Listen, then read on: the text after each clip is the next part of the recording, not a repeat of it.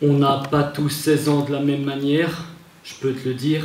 Et de la jeunesse, on porte la bannière, bien souvent pour le pire. Certains rêvent d'une vie, d'autres la subissent impuissamment. L'amour est omniprésent, on peut y voir un vrai puits d'amant. On veut être libre, se déchaîner, pourtant on enchaîne les relations. Fiers de briser des cœurs avec les potes, les histoires nous les relatons. On se croit tout permis alors qu'on conduit pas encore, c'est grave. Ça joue les braves, ça gonfle les bras, ça finit en épave. Apparemment, c'est l'apparence qui détermine ton importance, puisque pour avoir des amis, il n'y a pas besoin de chercher moins, il faut juste avoir tendance à être tendance. On aimait surfer sur cette douce vague nommée innocence, mais elle a perdu tout intérêt depuis qu'on peut surfer sur Internet. On sait plus rien, dès qu'on nous apprend quelque chose, on tape sur Google pour en avoir le cœur net.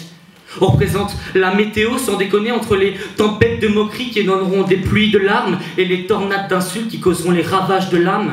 Tels des maîtres de l'air, on se fout des vents aussi, c'est un drame. Et les adultes qu'on appelle vieux pensent qu'on fait plus rien de bien. Ils ignorent qu'on fait de notre mieux et que certains d'entre nous voient très loin.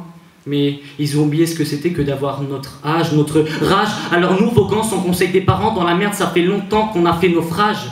Donc, sur la jeunesse, je prends du recul et malgré un sujet déjà éculé, j'en donne ma vision. Certains penseront dérive et moi je vous dirai qu'on se permet juste de rêver car c'est la lune que nous visons. Oui, je suis un rêveur idéaliste et c'est nos vies que j'idéalise puisque pour éviter un avenir triste et réaliser mes envies irréalistes, je prendrai des risques. Bref, assez parlé d'après, on galère déjà avec l'état actuel, mais de ça faut s'en préoccuper car le présent, c'est l'actuel.